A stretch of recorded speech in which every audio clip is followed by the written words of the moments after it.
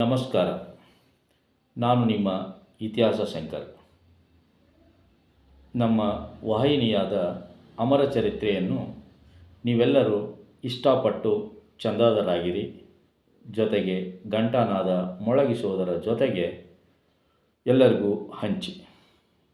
ಇಂದು ನಾನು ಮಾತನಾಡುತ್ತಿರುವ ವಿಷಯ ಬೇರೆಯವರು ನಮ್ಮ ಹಾಗೆ ಇರಬೇಕೆ ಅಥವಾ ಬೇರೆಯವರ ರೀತಿ ನಾವಿರಬೇಕೆ ಎಂಬುದರ ಬಗ್ಗೆ. ಪ್ರತಿ ಮನುಷ್ಯನು ಅಂದುಕೊಳ್ಳುವುದು ನಾನು ಸರಿ ಇದ್ದೇನೆ, ಇತರರು ಸರಿ ಇಲ್ಲ ಎಂದು ಭಾವಿಸುವುದು.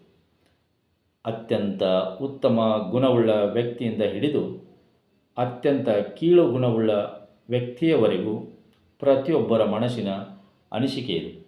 ಇನ್ನೊಬ್ಬರ ಮನೋವೃತ್ತಿಯನ್ನು ಬದಲಾಯಿಸಬಾರದೆ ಎಂದುಕೊಳ್ಳುವ ಬದಲು ಅವಶ್ಯಕತೆಗೆ ತಕ್ಕಂತೆ ನಮ್ಮ ಮನೋವೃತ್ತಿಯನ್ನು ಬದಲಿಸಿಕೊಳ್ಳುವುದು ಉತ್ತಮ ಅಲ್ಲವೇ? ಹಾಗೆ ಯಾವಾಗಲೂ ಮನೋವೃತ್ತಿಯನ್ನು ಬದಲಿಸಿಕೊಳ್ಳುವುದೇ ಅಭ್ಯಾಸ ಆಗಬಾರದು.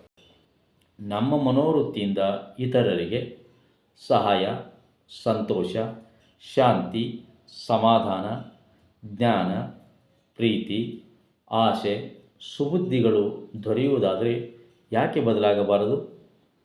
ಇತರರಿಂದ ಅಪೇಕ್ಷೆಯನ್ನು ನಿರೀಕ್ಷಿಸಿದಾಗ ನಿರಾಶೆ ಅಥವಾ ದುಃಖವಾಗುವ ಸಾಧ್ಯತೆಗಳಿರುತ್ತವೆ.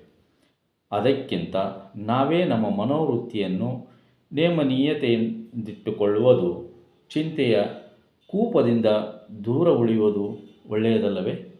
ಯಾರನ್ನು ಬದಲಾಯಿಸಲಾಗುವುದಿಲ್ಲ. ನಾವು ಮೊದಲು ಬದಲಾದರೆ ಎಲ್ಲವೂ ಬದಲಾಗುತ್ತದೆ.